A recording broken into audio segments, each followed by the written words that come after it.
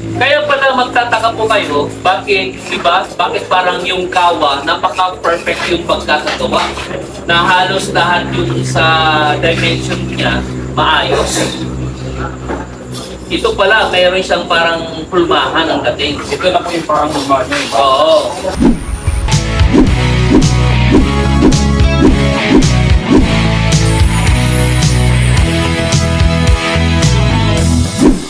Hello, hello, hello. Ayan po. Good morning, ka-Guardian Body. Ka-Guardian Body. Ayan. Ayan. Ipapakita po namin sa inyo kung paano ginagawa yung kawa. Gawa. Apo. Kasama ko siyempre hindi nagpakilala. Si Paring Mark po. Paring Mac. Ano bang pangalan mo talaga? MacArthur? Hindi po, Mark J po. Mark J. Apo. Okay, sige. Ngayon po ipapakita ko sa inyo ako na po mismo gagawa ng kawa. Gawa. Ito po ay buhangin. Buhangin lang siya para gagawin natin yung palaman dun sa loob. Tapos ito po, Buhangin na mas magandang definition. wala Dapat po nasa landra. purong buhangin na po. Oo, walang bato-bato. Kasi kapag may bato pa dito, pwede kasi maangat yan eh. Ito Okay. po ginagamit namin pang multi ng buhangin. So, flat bar lang po to na puno media. Okay. I-shape nyo lang po nung ganyan para ito gagamitin sa pupultasan dito. Tapos ito lang po bakal na pinayo. Tapos may PVC siya na dito. Akma dun sa taas niya. Yan, lalagay yung buhangin. At doon siya isasalpa. Ako, isasalpak dito. Okay. Ito po yung paiikot. Ayan. Depende doon sa laki ng ano ito. Ako po, nagusto nila. Gusto nila. So pwede yung Paring Mac, pwede sila magpasadya dito, no? Ako, ito po.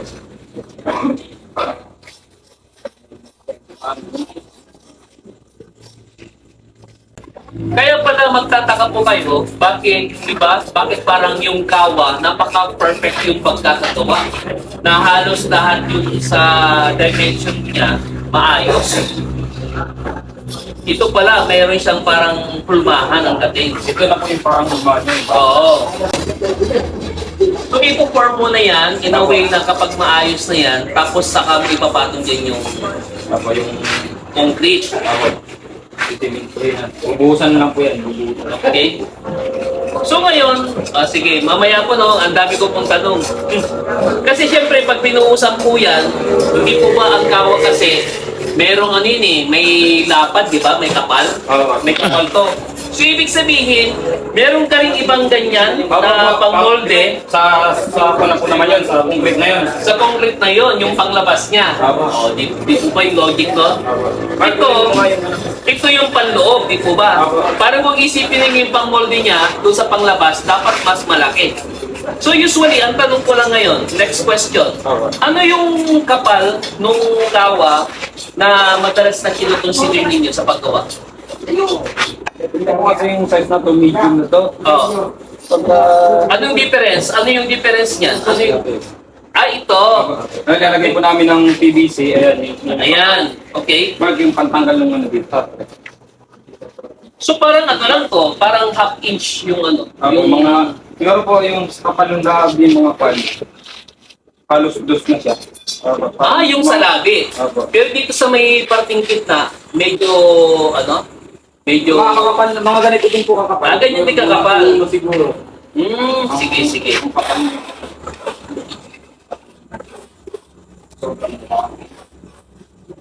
So tatanggalin ko yung labis ng buhangin dito sa gilid para ang maiiwan lang yung mismong pinaka-forma para doon sa loob ng kawa.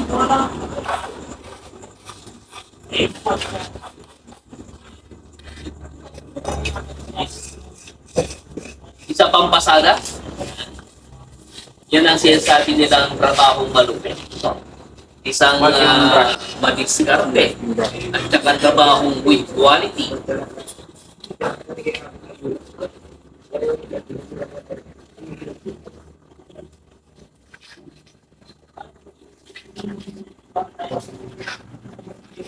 Tapos po, nilalagyan po namin ng ano, ito yung Yan yung sinasabing use oil. oil. Para hindi kumamit yung cemento. Ay, yan sa baba lang. Akala ko dito sa buhangin. Dito lang po sa baba. Pero ang tanong ko, nakakailang kawa kayo dito sa isang, ilan ba yung capacity nito? Ito po, yan pong lahat ng kawa na yan, siya lang ang gumagawa mag-isa. Sa buong mag-araw. Buong araw, Oo, no? buong araw po. Pero kasi, kung tutuusin, ito lang yung capacity niya na pwedeng gawin kasi nga, aantayin siya na titigas, tama? Kawa. So, ibig sabihin, kung kailangan nyo maggumawa ng maraming kawa, dapat malaking area. Isa lang po yung tagagawa ko ng kawa, tapos yan po. Okay. So, ito, hindi ko na tatanungin yung timpla. Pero yan yung timpla siguro na pampalitada, no? Kawa. Ilan yung ginagamit ng for sure, alam yun eh. Ilang timpla na ginagamit nyo dyan? Sa buhangin. Sa isang semento po nagagamit namin, 2 kartilya po. 2 kartilya. Siguro nasa 4 na, kung 2 kartilya, parang nasa 4. Mga 5 po. 5 na timbang ganito na buhangin. Tapos ito, nilalagyan namin ang pagkakatay. Okay. So ibig sabihin meron siya talagang ganun din. May mga alam ko ito yan. Oo. Yan, 2 yan. Tapos yung sa parting gitna, dito sa may parting kwitan, meron pa ba? Wala na po. Wala na. Okay.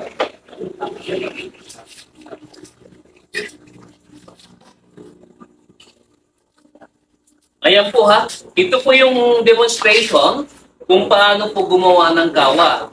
Di ba nakita nyo kanina, gamit yung buhangin, yun yung pinaka-molde niya doon sa loob, yung pinaka-loob ng kawa. Then, meron siyang ginagamit na molding kung kanina ay mas maliit, ito mas malaki. Para doon naman sa labas. Ito po yung pang sa buhangin. Ito po yung ginamit nating molde. Tapos ito naman yung para sa Labas. Para sa concrete. tapos meron siyang yan, para ikaw yung Okay. Yun na magiging basehan ninyo.